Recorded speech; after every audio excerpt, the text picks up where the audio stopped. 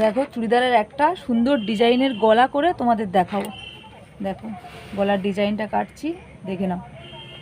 এই 3 নিলাম কাঁধ থেকে, নিয়ে 7, গলার লম্বা হবে 7। তো আমরা এরকম 7 আগে বক্স কেটে নিলাম। এবার ডিজাইনটা করব।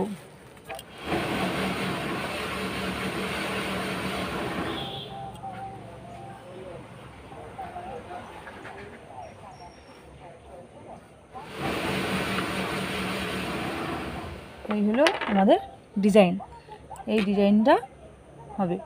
এবার আমরা কেটে নেবো। ডিজাইনটা কেটে নেব। চুড়িদারের গলা এরকমভাবে ডিজাইন করলে দেখবে খুব সহজে ডিজাইনটা করতে পারছো, নাহলে ডিজাইন তোলাটা খুব কষ্টকর হয়। এই ডিজাইনটা তোমাদের আবার আমি সেলাই করেও দেখাবো কেমন হয়েছে।